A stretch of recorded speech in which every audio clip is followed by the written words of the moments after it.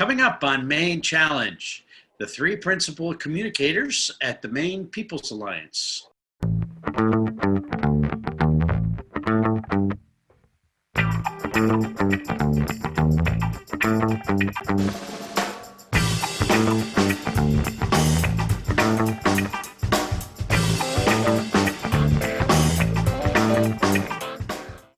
Hello, and welcome to Maine Challenge. Our guests today are Ben Chin, Esther Pugh, and Mike Tipping of the Maine People's Alliance. They are the co-hosts of a Beacon podcast, which is regularly available at the Maine People's Alliance website and other places on the web. Welcome, Mike, Esther, and Ben.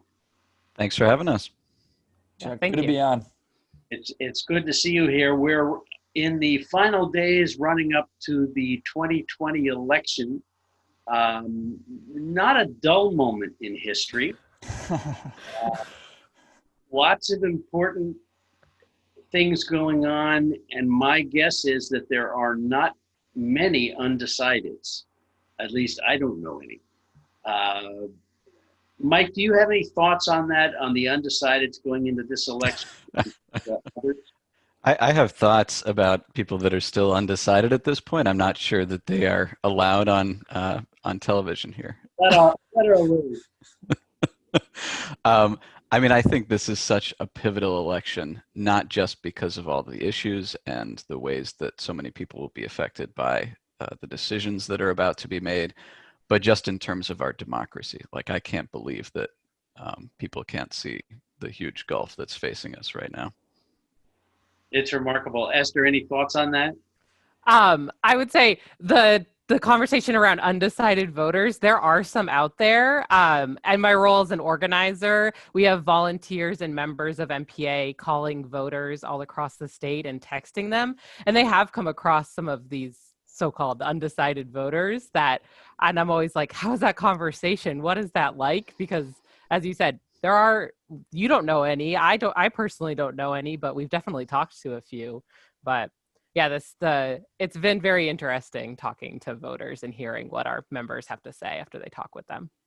Yeah, and to be slightly more serious about it, most undecided voters, it's not that they're somewhere in the middle or they can't decide between two poles. It's that they share a set of values that sometimes compete, and maybe they're not as plugged into politics as those of us watching this show are.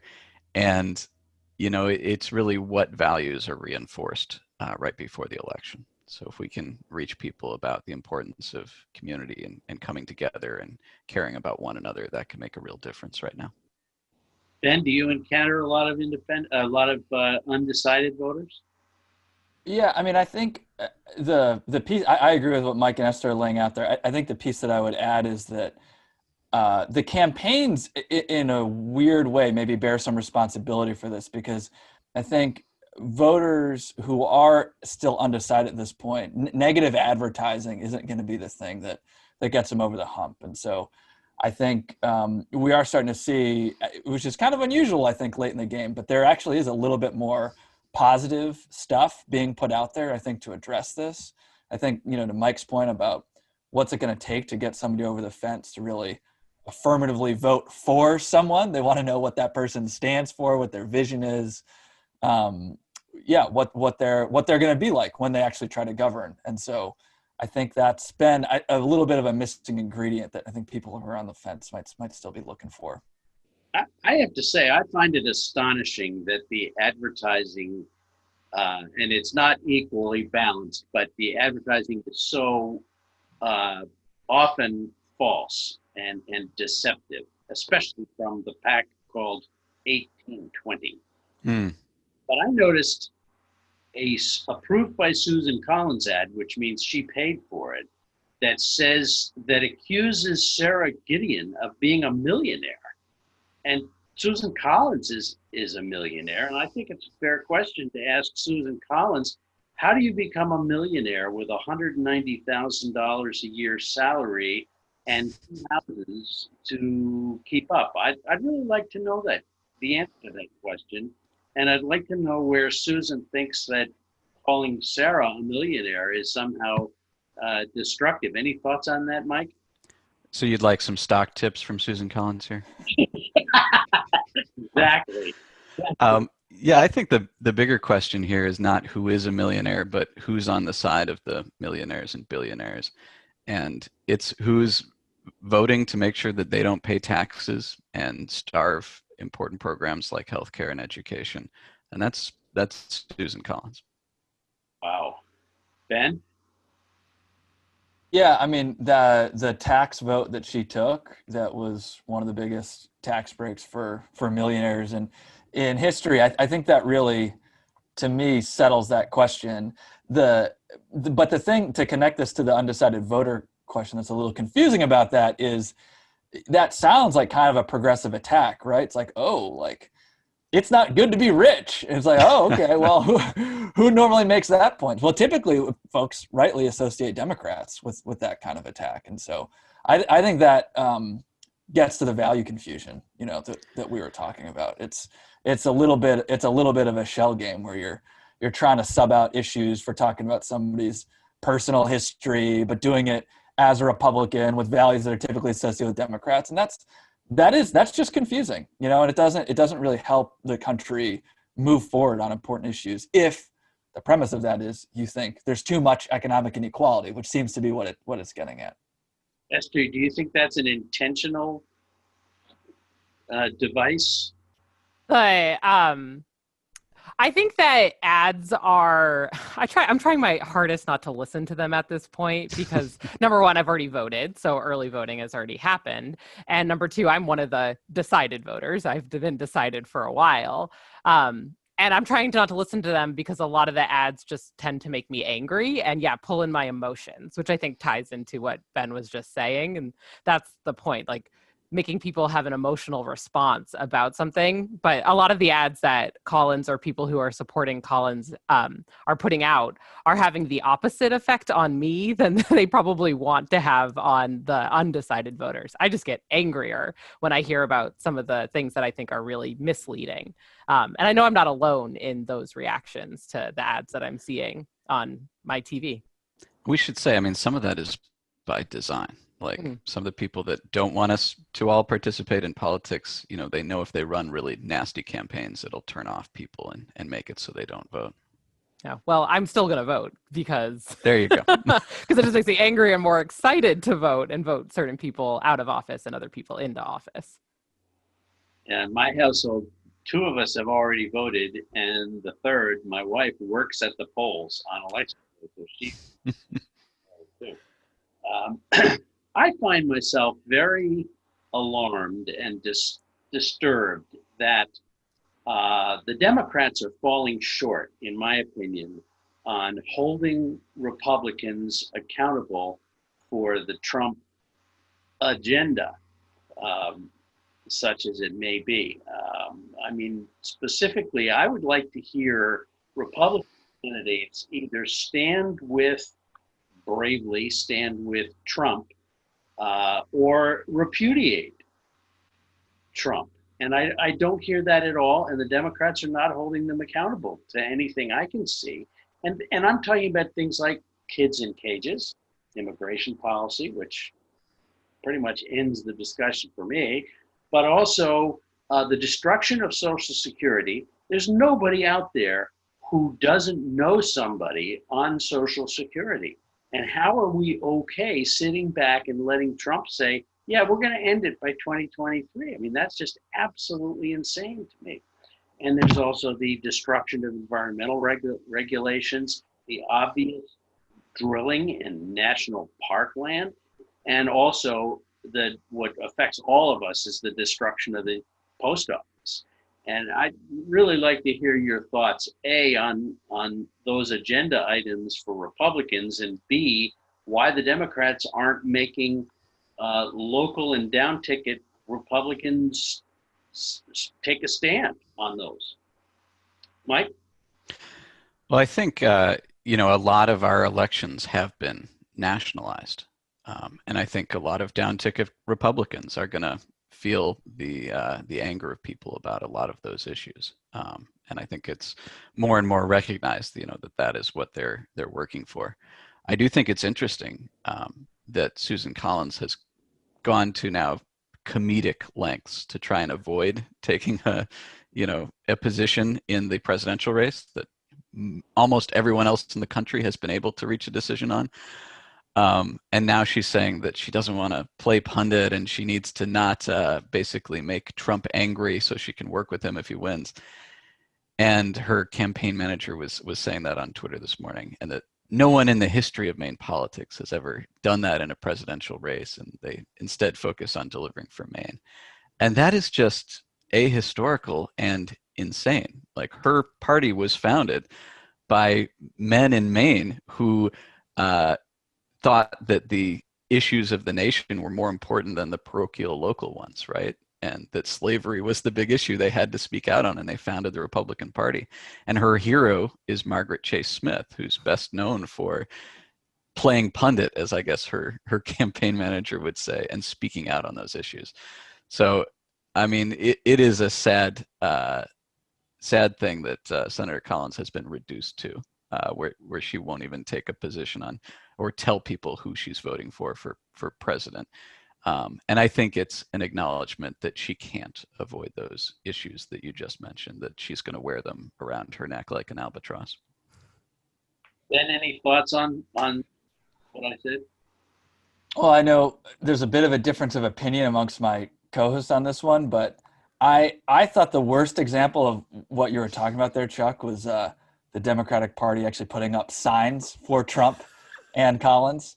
I get the clever little thing that's doing there, trying to associate them together. But I just think at a basic level, what the kind of issues that you're talking about are so life and death, and they have harmed so many people directly. The name Trump is a symbol of so much of all the worst things in our country, all rolled into one. It just seems like not the kind of thing you can sort of casually toss up as a little bit of a little convenient political jab. So I think that's been in poor taste, and they should be. I agree, doing a little bit more of what you're talking about. Esther, do you think that Sarah Gideon can simply say, "I'm not Susan Collins," and win? I wish it was that simple, I guess is probably the way to say that. But as we know from all of the polling out there, this race is like virtually it's dead heat, like right now. Look, and I also 2016 taught me not to trust polls. So I am just going to keep working like we're always behind. That's how I feel we should always work. I think that sharing a voting record of both Sarah Gideon's record, her own, and then the record of Susan Collins will work for some folks, and really also for me, it's like an emotional conversation when people are sharing their reasons for voting a certain way or for supporting a certain candidate, or why certain issues impact them and how they impact them. That is what pulls at my heartstrings. And I'm an emotional voter, and I'm an emotional person. So I wish it could be as simple as saying, I'm not this other candidate, vote for me. But we also have ranked choice voting in Maine too, which I love, and I'm excited to see how that also plays into the race come November. So yeah, I'm not sure if I answered your question or if I just kind of went in a circle, because that's also something I do a lot, but yeah. I find it not. This election is so clear cut that you can pick one issue and say, okay, well, that settles it. And for the Collins Gideon race, I would say it's judges. I mean, I think, and I felt at the time, that when Susan Collins made that awful speech on the Senate floor saying she was going to vote for Kavanaugh, it kind of felt to me like it was over for her. And of course, we don't know until Election Day or maybe later. But it's there are so many issues that you can just take one issue and say, okay, well, that's why I'm going to vote for Sarah Gideon, is because of what 30 or 40 right-wing judges besides Kavanaugh that Collins has voted for. I mean, I don't need to go any further into that record as far as I'm concerned, although I think Susan has changed. When we had Jenna Fellows on this, I asked her if the Susan Collins this year was the same Susan Collins she ran against 6 years ago, and she said, not really. I thought this was kind of interesting. As we approach one of the really big fulcrum issues, I think it's obviously the Healthcare Act and the fact that the vote is coming up in the Supreme Court on the 10th, which would decimate the Affordable Care Act and take away health care from some 20 million people. I'd like to hear each of you talk a little bit about your thoughts on that, just that one fulcrum issue, but anything else you want to add about the Barrett vote. And it seems inevitable, but maybe we'll get lucky. Let's start with Ben. Yeah, I mean, it seems like in another year, it in particular might seem inevitable, but who would have thought that all those senators would have been at the White House exposed to COVID, got sick, said hope, So I think we're definitely living in a time where we don't want to take anything for granted. Chuck, I don't know if this memory sticks out as much for you as it does for me, but I remember when LePage forgot to veto all of those bills. And you guys in the legislature had just sent him this raft of stuff. And at the time, it was just like, oh, yeah, there's nothing we can really do. It's not like it's actually there, he'll veto, whatever. We don't have the votes to override. But then, asylum seekers got their general assistance protected. I mean, there's a whole host of things that ended up working. And to me, that I've always carried that lesson of you just always have to keep pushing. And there's certainly no downside right now for us to make our voices heard, put as much pressure as we can on Collins and everybody else in the country who's thinking about voting the wrong way on that confirmation. But I do think it's absolutely right to point out that this really could be healthcare for millions of people on the line in a lot of different ways. And I think too, just to raise the stakes maybe a little higher, is the Affordable Care Act was the really big thing that we were able to do to improve folks' lives. And if all of a sudden that gets erased, then I think you're really going to start to have an even deeper crisis about institutions in America. Does democracy really work? How are we supposed to solve these problems of economic inequality, healthcare, all those other things if the Affordable Care Act goes away? So I think it's really hard to imagine more being at stake than that and the other things that are going to happen really quickly in the next 8 weeks. Mike, your thoughts? Yeah, I mean, Susan Collins voted 6 times to repeal the Affordable Care Act. And she signed an amicus brief saying the Supreme Court should repeal it if it didn't have the individual mandate. And then she voted to take away the individual mandate. And I think it says something about the importance of that program that she's now trying to cloak herself as the defender of healthcare here. I think, though, in a broader sense, like the talk about judges and about her connection to the Republican Party, it is fascinating to me that has become a progressive issue. For so long, control of the courts was the conservative issue.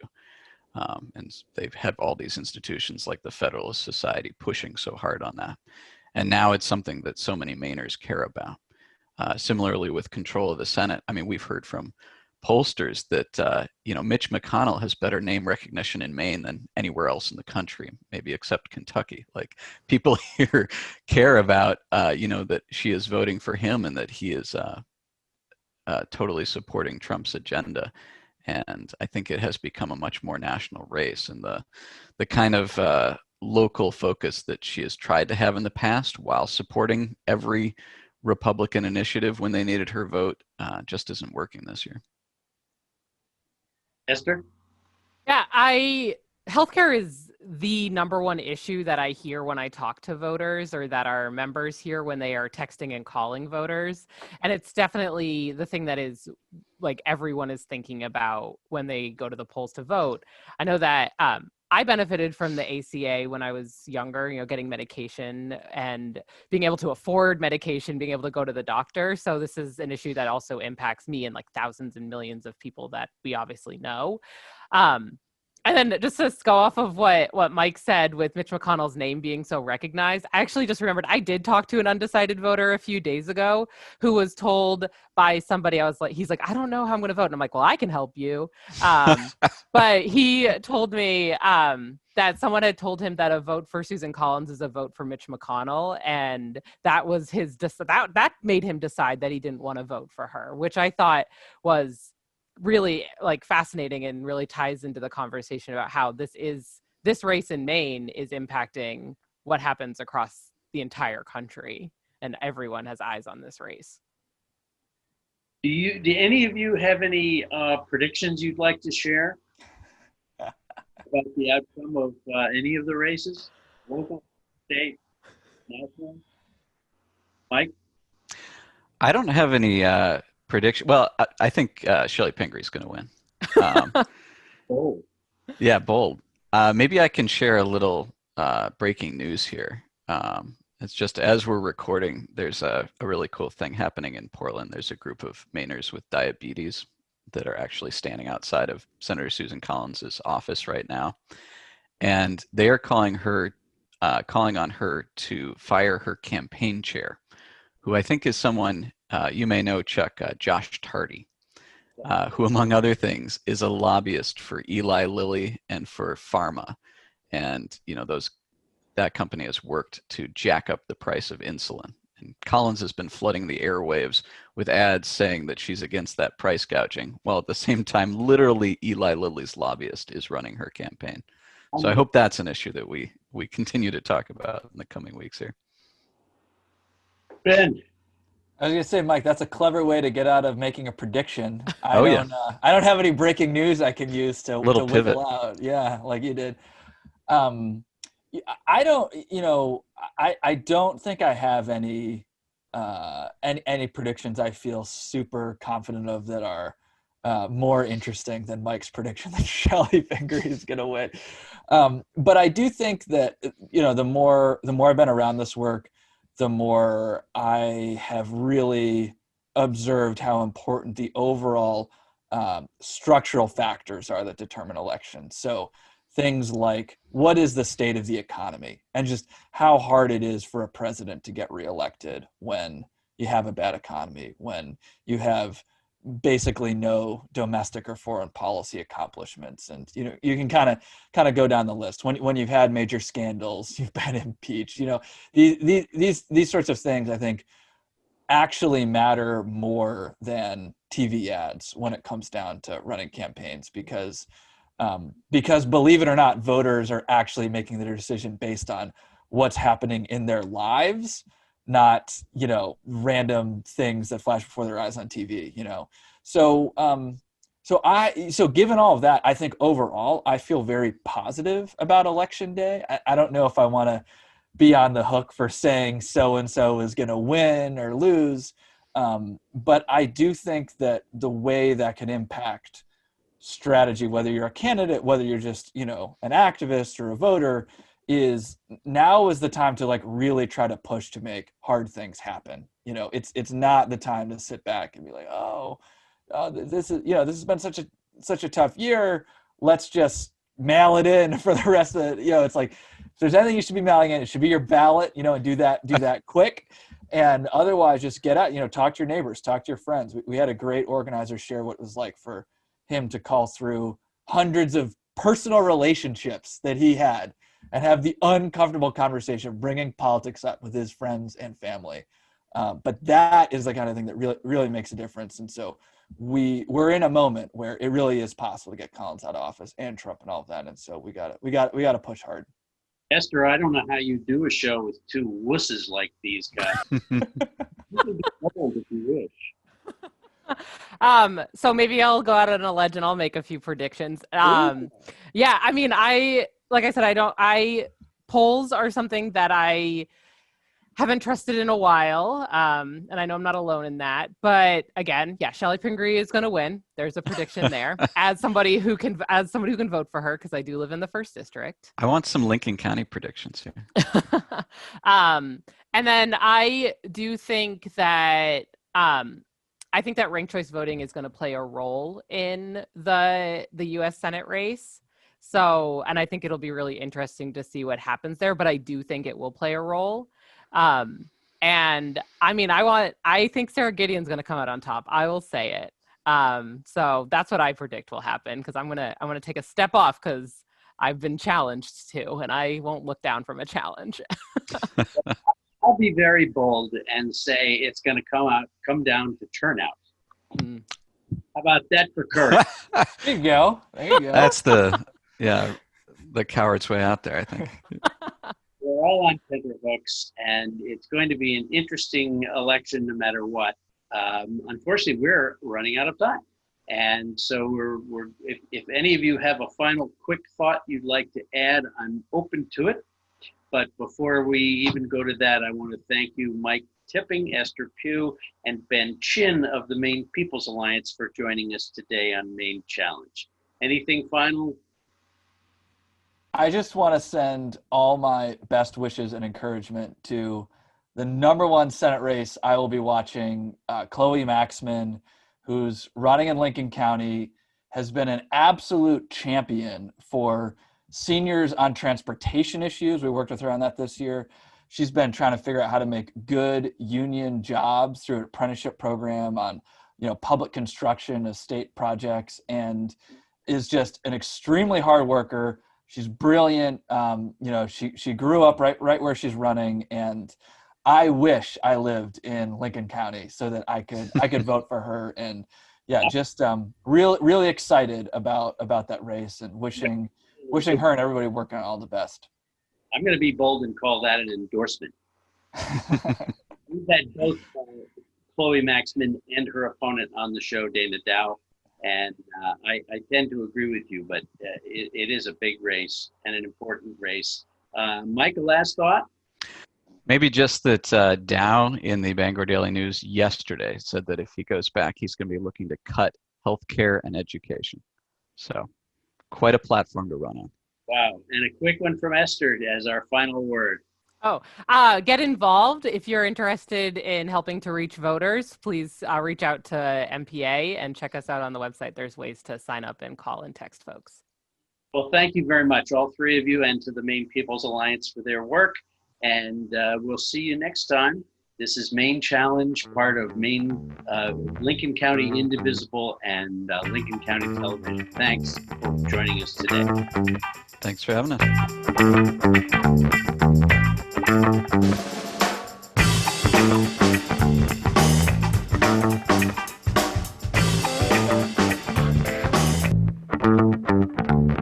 Show your support for Maine Challenge and LCTV's programming. We're all about community. Please go to lctv.org to make a contribution. Your support makes us stronger together.